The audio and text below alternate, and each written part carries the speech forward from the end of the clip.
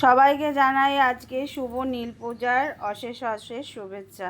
সবার ভালো কাটুক আজকের দিনটা। আমিও আজকে নীল পূজা করতে গেছি। আজকে শিবের মাথায় জল ঢালতে হয় ছেলে মেয়েদের মাদেরকে, ওই জন্য আমিও চলে গেছি। প্রত্যেক বছরই করি। আমাদের এখানেই বাজারের পাশে একটা ছোট্ট মন্দির আছে, সেখানেই আমি নীল পুজো প্রত্যেক বছর করি গিয়ে। ননদের এখানে বিয়ে হয়েছে, ননদকে সঙ্গে নিয়ে আমি নীল পুজো করি। আসলে আমি ওপর থেকে নামতে পারি না, এই কারণে আজ থেকে 2 বছর আগে স্কুটি চালাতে গিয়ে অ্যাক্সিডেন্টে আমার লিগামেন্ট ছিঁড়ে গেছিলো। তারপরে আমি প্রচুর বেড রেস্ট ছিলাম। এখন হাঁটতে পারি, সিঁড়িতেও উঠতে পারি, কিন্তু নামতে গেলে একটু অসুবিধা হয়।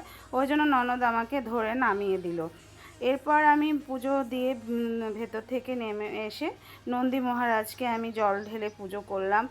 মালাও তাকে একটা ছিল, পরিয়ে দিলাম। এবার তার কানে আমি তা প্রে করে নিলাম, সবাইকে ভালো রাখো, আমার সকল বন্ধুদের অনেক অনেক ভালো রাখো, আমার পরিবারকে ভালো রাখো, সমস্ত কিছু পেয়েছে।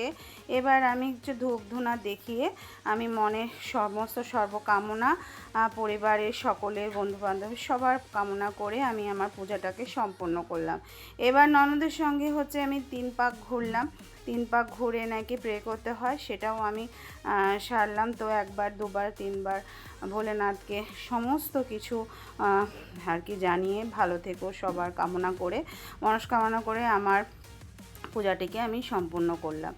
আর এরপর আমি মোমবাতি জ্বালালাম, ধূপ জ্বালালাম, সবগুলো জ্বালিয়ে আমি ভগবানকে দেখালাম। তো কারা কারা গেছো নীল পুজো করতে অবশ্যই কিন্তু বন্ধুরা কমেন্ট বক্সে জানাবে। আর আমার এই ছোট্ট মিনি ব্লগটা কেমন লাগলো বন্ধুরা, এটাও তোমরা কিন্তু অবশ্যই জানাবে।